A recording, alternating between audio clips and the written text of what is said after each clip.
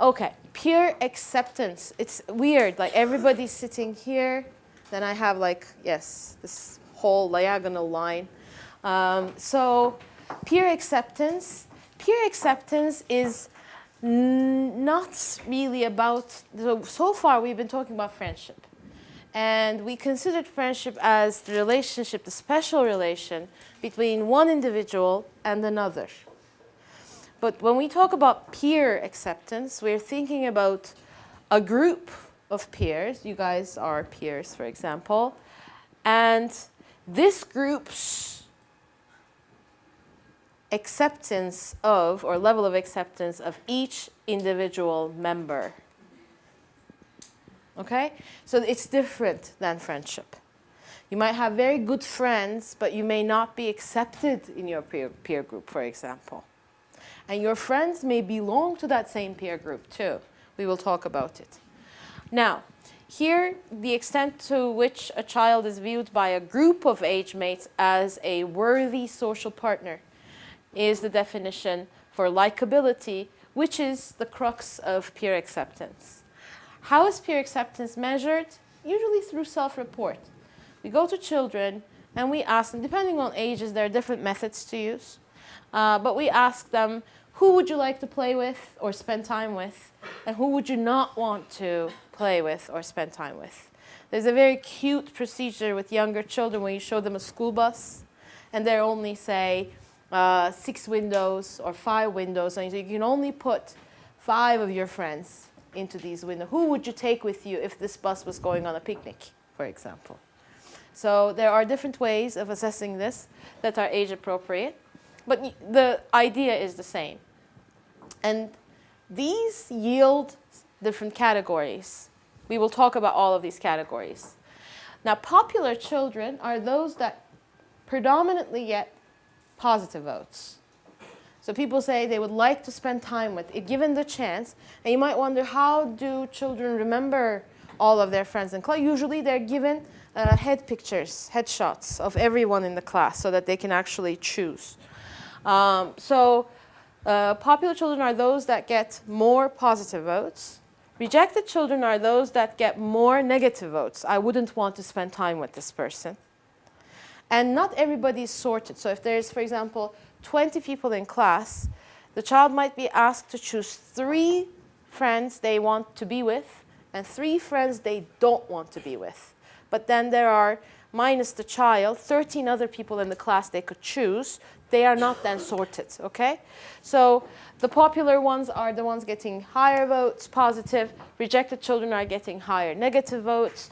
Controversial children get both negative.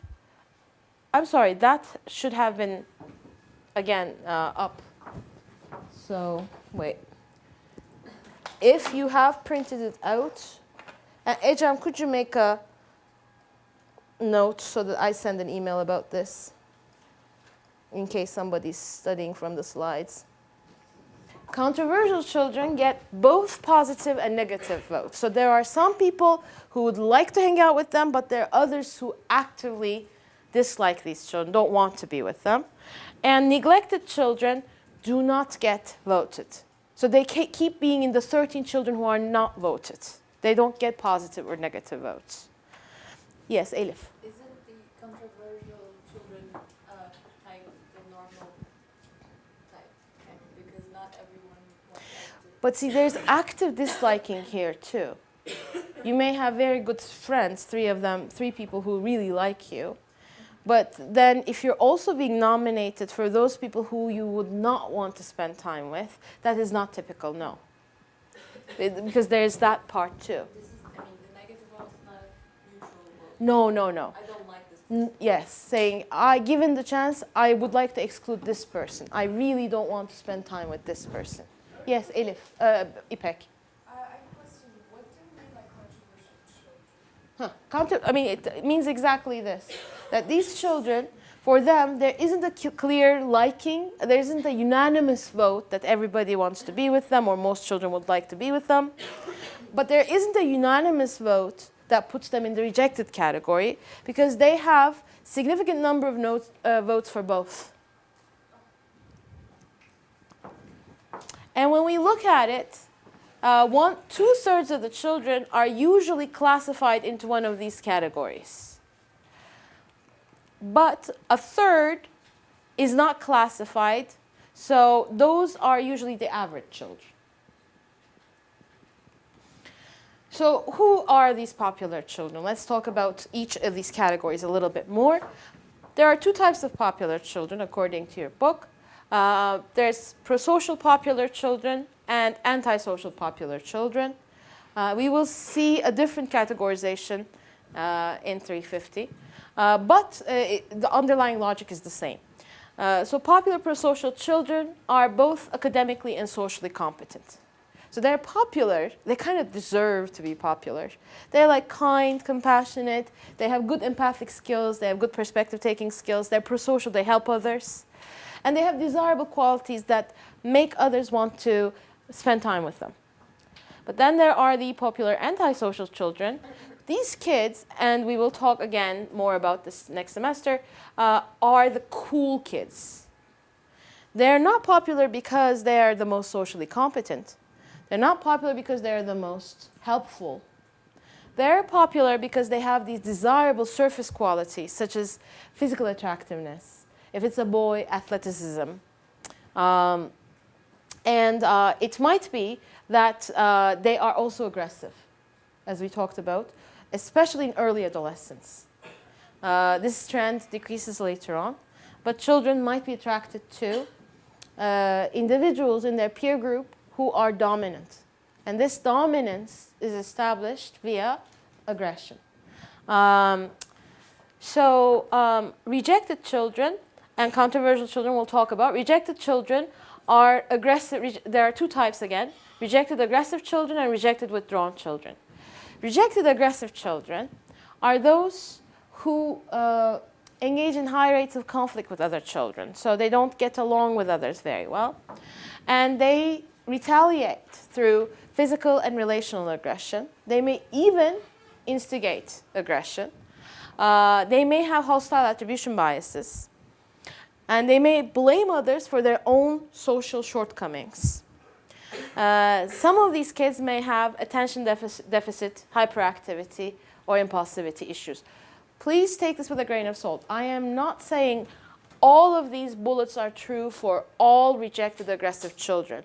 That's why I keep saying may have, okay?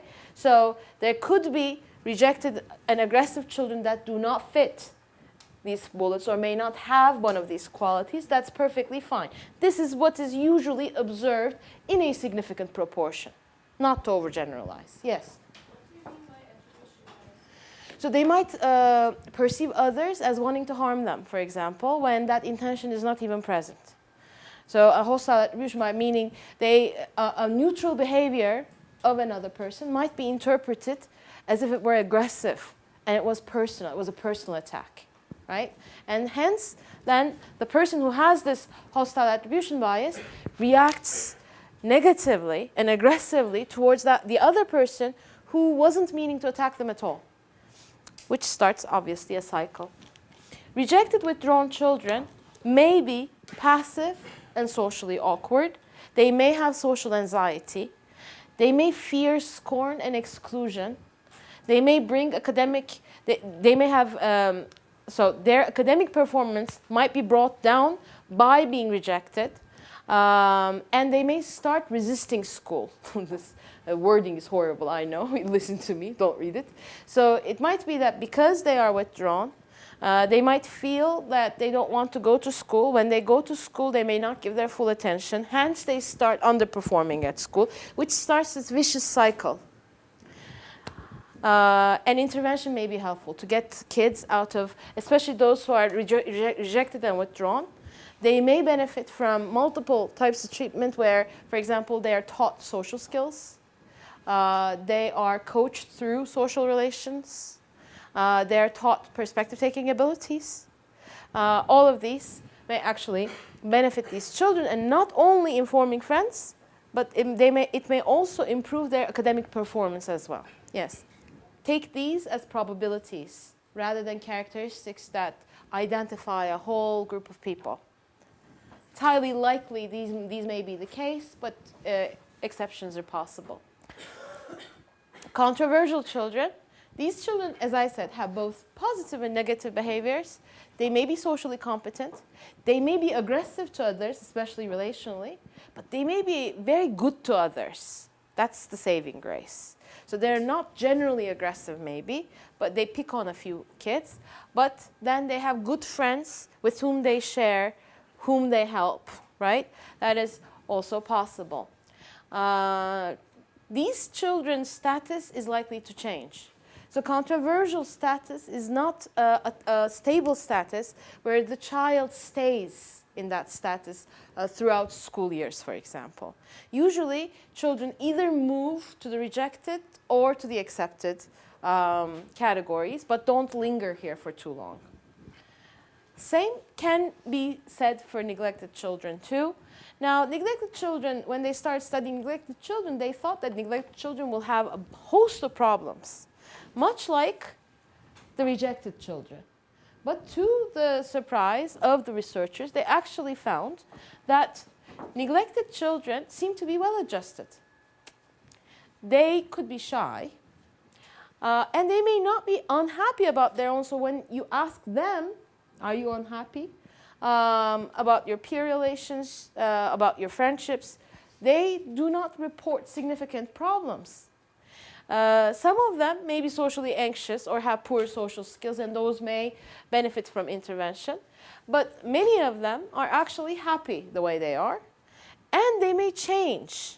So imagine, so the neglected child could be like, imagine yourself going to a friend's birthday party. Have you ever been to those things where you're not friends with the birthday person? You're not even friends with the friends, but you have a friend who's friends with.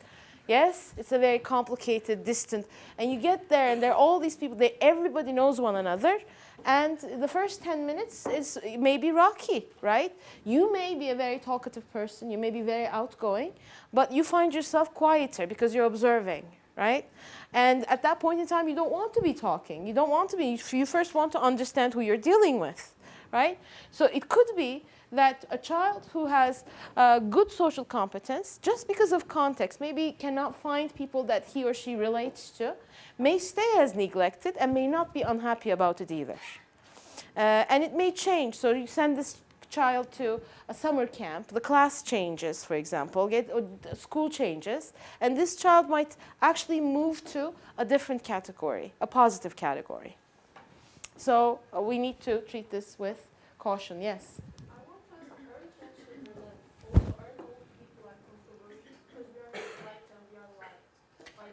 I'm sorry, I really am having difficulty hearing you.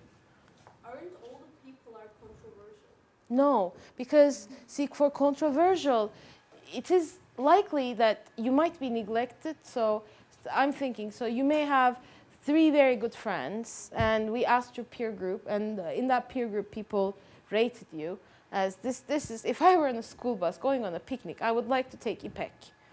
But we're also looking for you to be controversial. We also need to find 3 people who would say, I really wouldn't take her. Well, not everybody gets into that group. Because, see, that's also a status that is worthy of note, right? You don't have to come to somebody's mind as a person whom they'd like to avoid. There, I'm sure, think about your own peer groups. There are many people that you don't have positive or negative feelings to, although you're not good friends with them. Right? Yeah, I mean, it's not that controversial category is not a made-up category, and not everybody fits in controversial.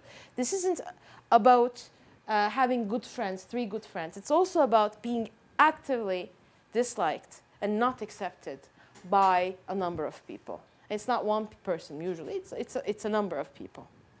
So there's small consensus on both sides for acceptance and rejection. Bullies and victims. Again, there's a full chapter on this in 350, which I know Cedoca also covers. And so bullies mostly are boys, but girls can be bullies too in very different ways because there's both physical aggression and also relational aggression involved. Bullies usually early on may have high social status and they may be more powerful. They may also be more popular, but eventually they become disliked. Yes. So victims, again, this is overgeneralization. They could be passive and they should be active. They give in to demands. They may lack defenders. This is true. Victims, bullies choose victims very wisely because bullies bully for social status. And they bully those whom they think will not fight back. Otherwise, they'd be embarrassed, right? So they choose them well, and because of group dynamics too, victims are not defended. They may have inhibited temperament, they may be physically frail, they may have been overprotected or controlled by parents, but gross overgeneralization. This is from your book. We will look at this with more detail next semester, whether with me or Jed, because we also know that victims could be aggressive themselves. So, you know, we talked about the rejected children here, rejected aggressive children. These children could become victims of bullying as well. They don't have to only be bullies.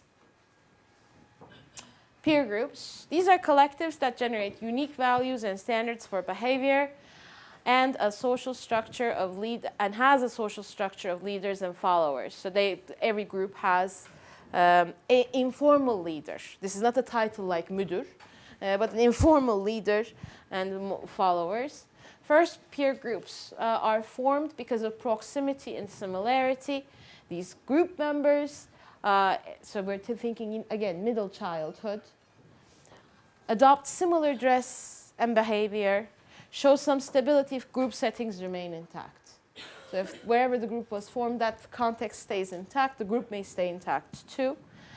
And from these groups, peer culture emerges, which has a specialized vocabulary to refer to things, a special dress code. And nobody likes wearing uniforms, but at early ages, when young adolescents, older middle school children get into these groups, they all start wearing the same t-shirts, the same pants, the same boots, the same hair, right? But if you ask them, nobody likes uniforms. Yes, and they may have favorite places to hang out. They may have the favorite mall to go to. They may have the favorite hamburger place or cafe in that mall. Yes. Okay. They actually, if you ask individual members of groups whether they condone relational aggression, they're going to say it is unfair. And girls actually rate it as more unfair than boys, but they also engage in it more than boys. Your book says that it might be the reason for why girls are rating it higher is because they've experienced it themselves at one point or another. So there's a higher chance that girls have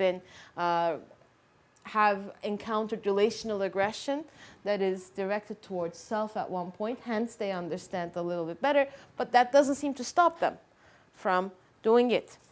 The thing is, aggressive children who are rejected may have to form their own groups, and these groups may perpetuate aggression.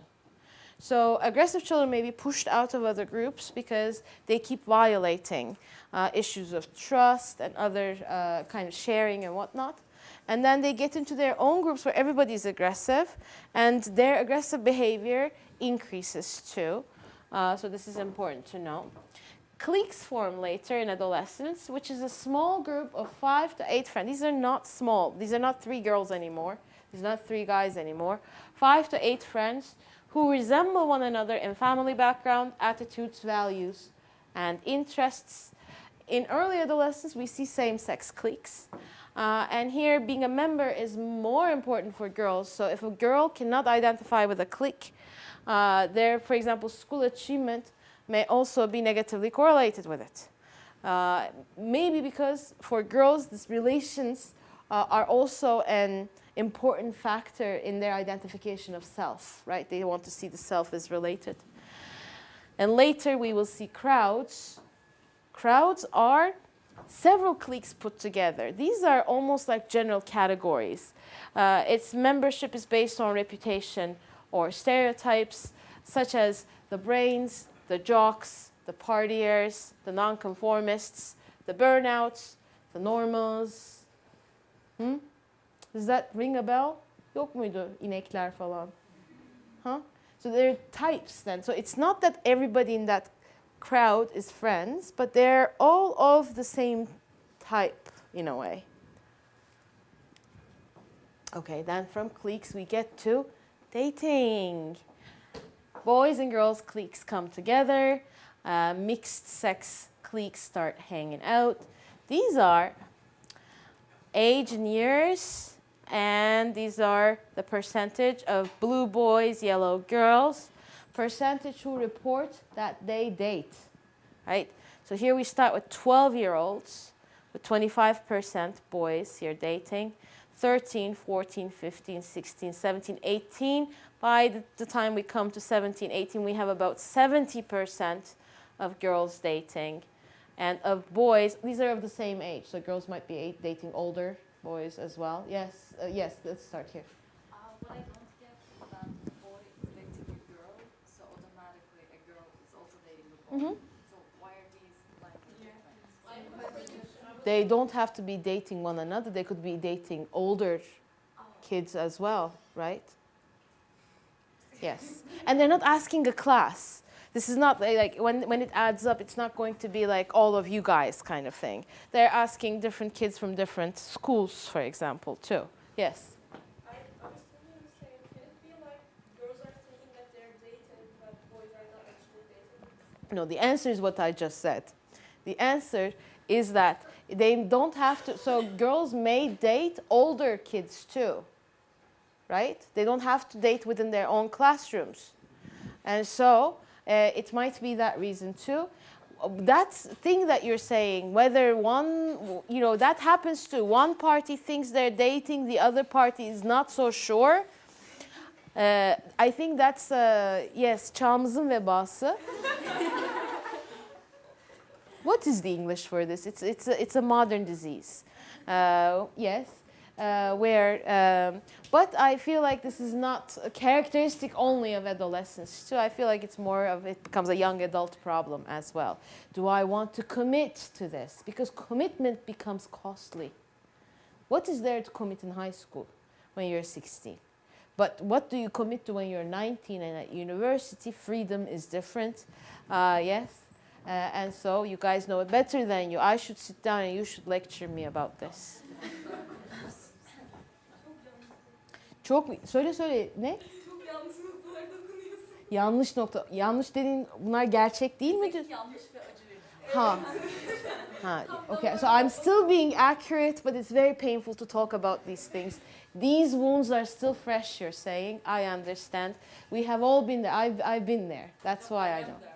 You are. İşte at this point, Emre Bey stops recording. We all take out our yaprak dolmas, right? And this becomes a morning program of Seda Sayan. I don't know if she's still doing it, but anyways, dating in adolescence, attachment with parents and warm relations with parents foster healthy dating relations. But of course, beware. You may be securely attached and have very good relations with your parents, but the person you choose to date may not, right? That's also something to consider if you are going to ask a real question about this. Working models are, obviously, they serve the foundation for later romantic relations. Dating in very early adolescence, 12 to 14-year-olds, has a social function. It's hanging out. It's about status. It's just to spend time so that you're not alone. Everybody's going out to the movies with their boyfriend. You should have one so you can drag him to the movies too, kind of thing, right? Later on, though, later in adolescence and also in young adulthood, dating serves functions of intimacy. And its length expands. So usually here we see anywhere from 6 months to 2 years in enduring relations for young adolescents and adolescents. But later, for older adolescents, young adults, we see commitments for larger time periods too, which also is the commitment issues I was talking about. Peer conformity, pressures to conform. There is pressure to conform to dress, grooming, and social activities. Peers also sometimes reinforce positive behavior as well, such as doing good in your classes and such, because these seem like pro-adult behavior. This is something that makes them feel like they're adults, taking responsibility for themselves. But also, peers could have negative influences on one another in misconduct, especially if peers who engage in risky behavior friend one another, then they may also pressure one another into conforming to higher and higher behavior that's higher and higher in risk. We see more conformity in early adolescence. Authoritative parenting helps resist pressures. So still, see, there is much less contact with parents as compared to early childhood, but parents still remain as the secure base. That now, the distance that the individual can travel has become longer, right? They can venture further and further away. They can try newer and newer things. But in case of trauma, both in terms of working models, how the individual views self. Am I worthy of love? Am I worthy to be treated like this or like that, right? And also, if my heart is broken, is there anyone I can go to? Will they console me? So good parent-child relations are still important for adolescents. Media. Why media? Why is media in this chapter? We're talking about friendship because friendship has become digitalized as well, and there is a lot of social effects, and that affects both individuals and groups alike. The one that is studied most is television, because it's been in our lives for a longer period of time. There are countless now longitudinal studies. There are meta-analyses that look at a number of longitudinal and cross-sectional studies, not only in Western cultures, but all over the world. And certain findings have emerged as stable across cultures. What we know is that there's a lot of television watching. In the US, at least 40% of children, 3-month-old children watch TV about 40% of their awake free time. And by age 2, it's about 90% of their free time at home. How can 3 months olds Watch meaning they're put in front of a TV that is on. Well, why are you imagining yourself? It's they could be in a high chair. Sometimes low SCS households, because of also there's so many things to do and there's so few people to do it. And also, we are getting all these nannies from every which way. What do they do with the child when you are working is a mystery sometimes, say for the webcams. But sometimes people think that if they put the child in a high chair, mama sandalyesi, or in a, in a half crib or something, and put it in front of the TV, the child is going to hear language and learn. Aren't there channels? I don't have TV. I am sure most of you do in their homes or in your dorms. Isn't there something called baby TV or something? I mean, there are people who are turning it on with the hope that baby TV teaches baby concepts to babies. It seems to have helped. At that age, at least you couldn't have been adversely affected by baby TV either, right? And so no, there are many households, actually a significant percentage, not only, so I have tried these questionnaires in Turkey whenever they ask me to go speak, and the last 3 talks I've done at preschools have been about electronics and its effects on young children's cognitive development. I actually give them a questionnaire. And they fill out this questionnaire over Qualtrics before I get there, so I know who I'm talking to. I'm telling you, sometimes I don't get results that I believe accurately represent what's happening at home. But one that I get, at least 40% says that in their homes, TV is on all the time.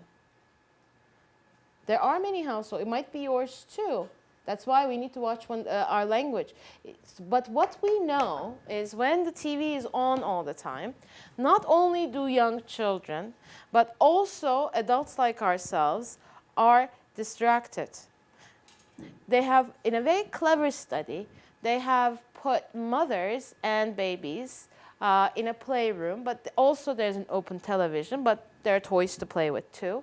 And interestingly enough, the child and the mother were English speakers, and the program on TV was in Spanish. And they checked, the mothers and the children didn't hear no Spanish.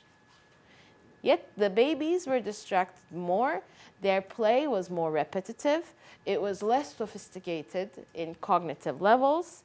But wait, mothers were more distracted, they made less eye contact with their children, they made less attempts to maintain or extend their children's play. And imagine that is happening with mothers who are interested enough in their children's development to go to a child psychology developmental lab. They get there, what's on background is not in their native language, it is not the news, it is not a dizi, which is a Turkish TV show that lasts 4.5 hours. None of those things, it's not interesting, it is just something that is on, which makes me think, Ecem, maybe we should meet somewhere else. Ecem, me, and Bahar, we go to Simit Center Friday mornings to read articles and discuss them. So we can have Simit while discussing articles, but there's a television set.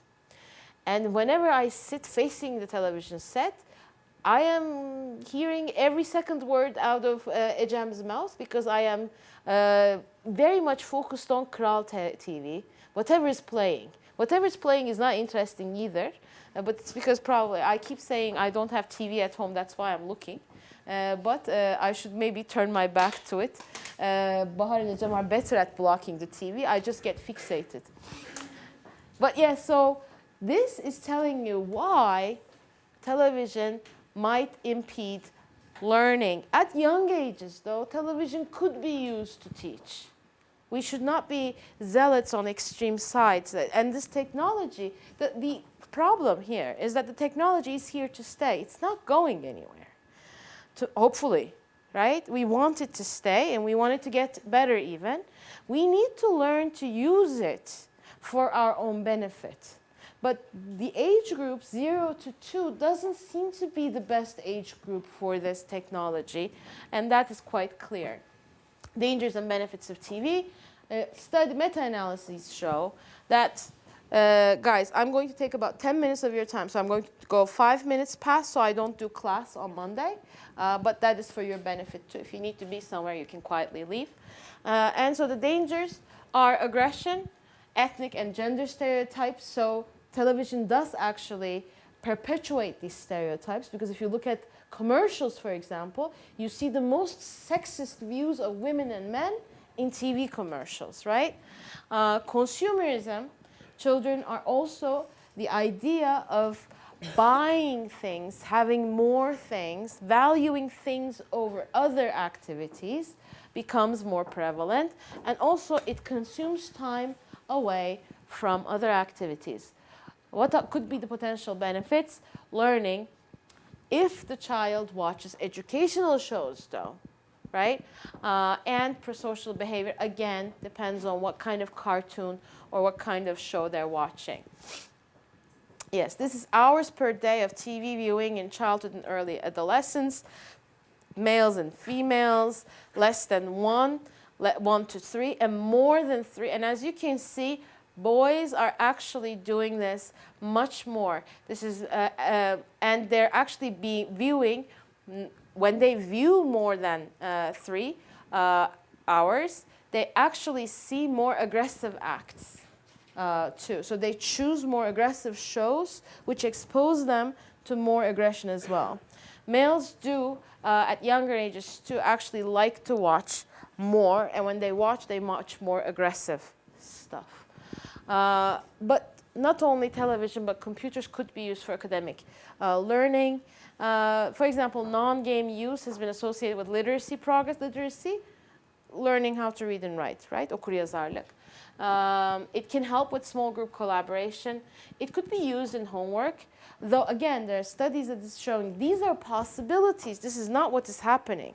So the average US kid, for example, in middle childhood spends about 2 hours online, half an hour for homework, the other 1.5 hours for surfing the web, Facebook, social networking, and whatnot. And so, I mean, these potentials aren't usually being used to its fullest, the positive ones.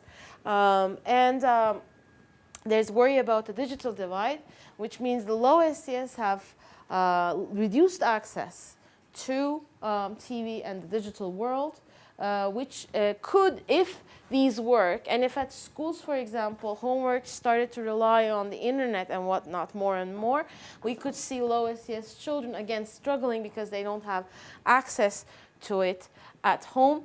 Boys versus girls. Interestingly, girls and boys seem to do different things when they're online.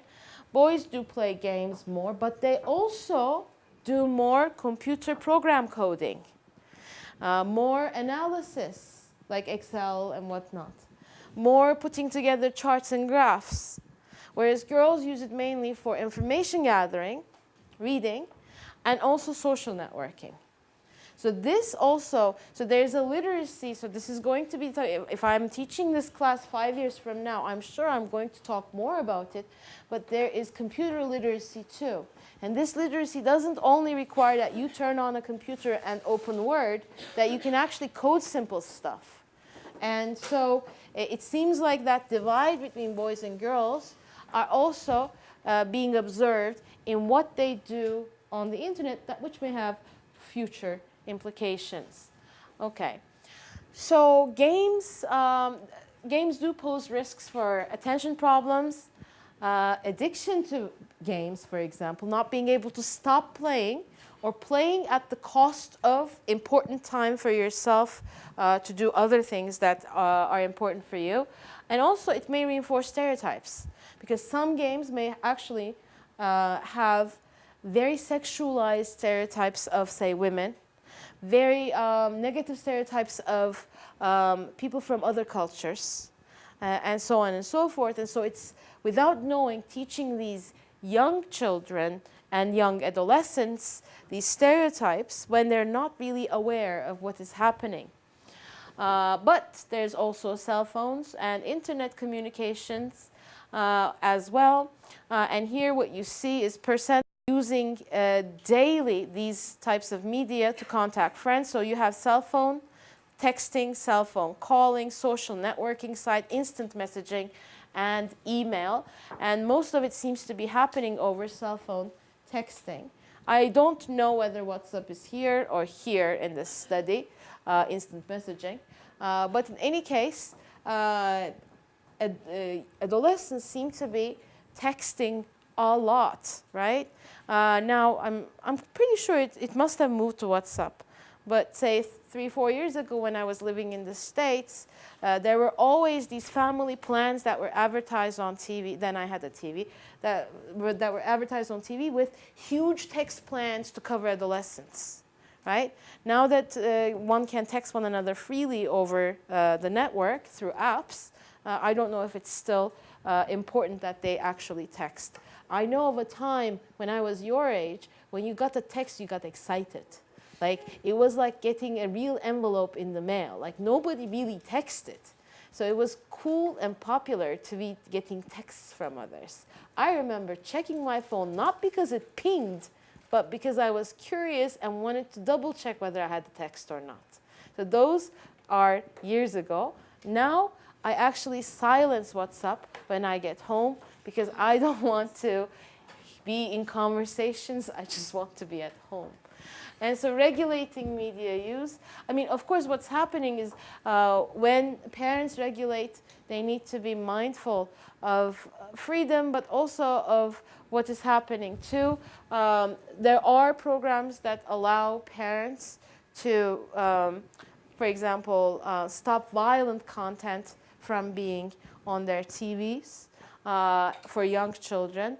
But the real problem, I think, is with 10 years and older, where those kinds of filters start not working. And it seems like the more, your book says it, I read it twice because I couldn't believe it, but apparently the more parents put pressure on texting and asking adolescents to text less, some adolescents, not all, are more likely to start sexting, meaning texting nude or half-nude pictures of themselves. And these are important questions, and we don't have time to discuss them, but this is important for you to maybe think about in the future, because what is it when a child takes a nude picture of herself or himself, a 14-year-old, and sends it to another 14-year-old who knows no better and shares it with others. At the end, it probably stays between 14-year-olds, but it goes to all sorts of places where all sorts of people, and some with illnesses, can actually get a hold of these pictures and exploit them as well, right? And so who's responsible is another question. Right now, it seems like it is the parents. But it's a huge responsibility for parents because they can't be at every digital step with their kids. That would also be problematic too. So these are very hot, very contemporary debates and topics that obviously a lot needs to happen, both in terms of research and innovation that protects young people.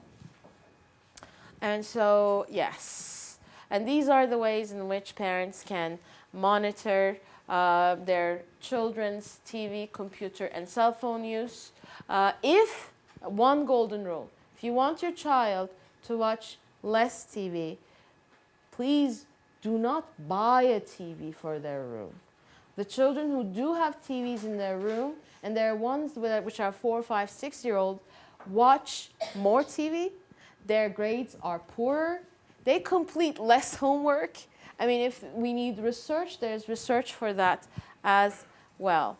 And so that's where I'll stop. Thank you very much for your attention. It was a wonderful semester. I'll see you with a shorter final on the 30th. On Monday, your exams will be handed back to you. Not here at the TA's office.